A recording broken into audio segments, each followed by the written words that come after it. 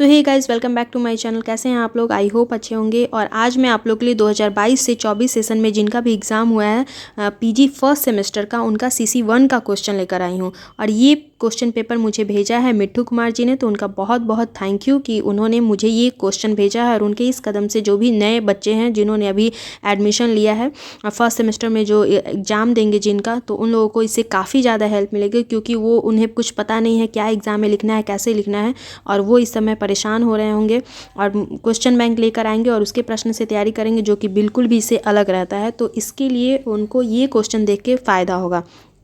तो बिना देरी किए शुरू करते हैं क्वेश्चन। और जो भी नए बच्चे हैं उनको तो पता नहीं है, क्योंकि वो पहली बार एग्ज़ाम देने जाएंगे। तो अब मैं एक बार फिर से बता दूं कि आपके दो पेपर होते हैं, एक होते हैं थ्योरी और एक होता है प्रैक्टिकल। थ्योरी पेपर आपका टोटल 70 मार्क्स का होता है और प्रैक्टिकल 30 मार्क्स का होता है, जो कि इंटरनल एग्ज़ाम में आपको मिलता है। आपको एग्जामिनेशन हॉल में बैठ के जो क्वेश्चन पेपर का आंसर करना है वो 70 मार्क्स का ही होगा।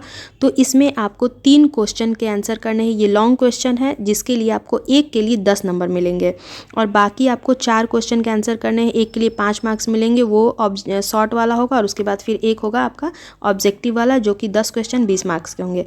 तो पहले बात करते हैं लॉन्ग क्वेश्चन की। तो पहला क्वेश्चन है हमारा, अर्थ परिवर्तन के कारणों पर प्रकाश डालें। एक और बात मैं बता दूं कि ये आपका भाषा विज्ञान का पेपर कहलाता है, यूनिट 1 भाषा विज्ञान, जो कि आपकी नेट के सिलेबस में भी सेम चीज़ है, भाषा विज्ञान यूनिट 1 में ही है। तो आइए देखते हैं। और साथ में साथ ये फर्स्ट सेमेस्टर वालों के लिए तो इम्पॉर्टेंट है ही, ये वैसे बच्चों के लिए भी इम्पॉर्टेंट है जो अभी 28 जनवरी को पीएचडी एंट्रेंस टेस्ट देने वाले हैं।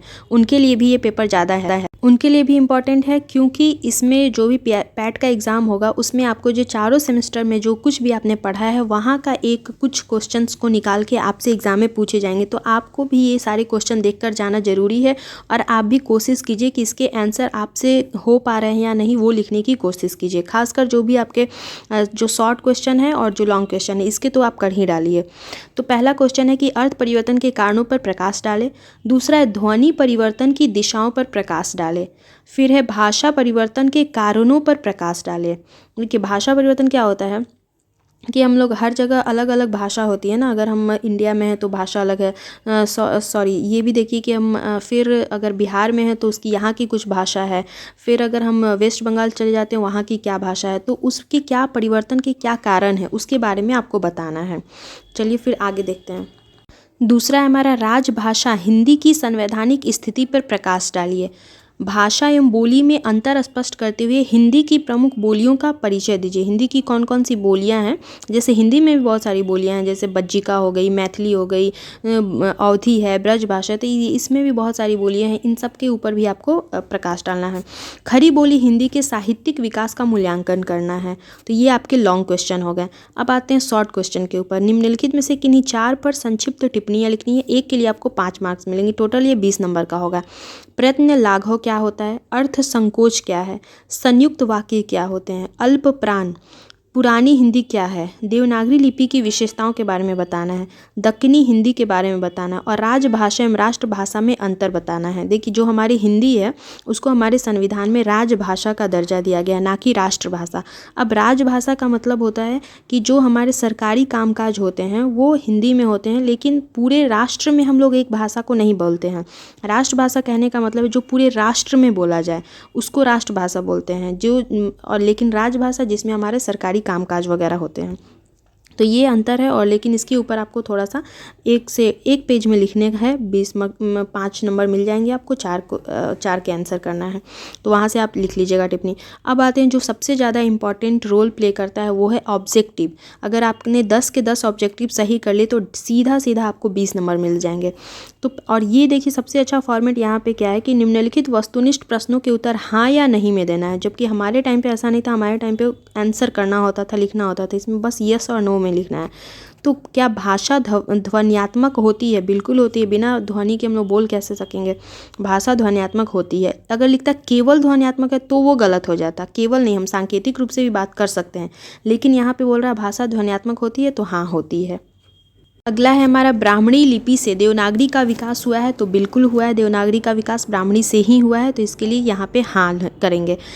अगला है, जब वह आया तब मैं पढ़ रहा था। ये सरल वाक्य है? नहीं, ये गलत है, ये आपको मिश्र वाक्य हो गया। अब देखिए मिश्र वाक्य क्या होता है, पहले तो देखते हैं वाक्य के कितने रूप है, तो 2 होता है, एक अर्थ के आधार पर, उत्पत्ति के आधार पर। तो अर्थ के आधार पर 3 भेद होते हैं, सरल वाक्य होता है, मिश्र वाक्य होता है और संयुक्त वाक्य होता है।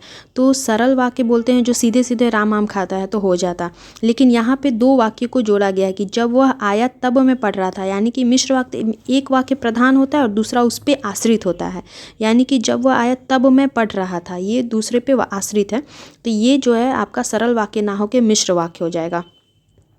फिर अगला है स्याही अर्थ विस्तार का उदाहरण है, स्याही अर्थ विस्तार का उदाहरण है, यस है या नो है आपको बताना है।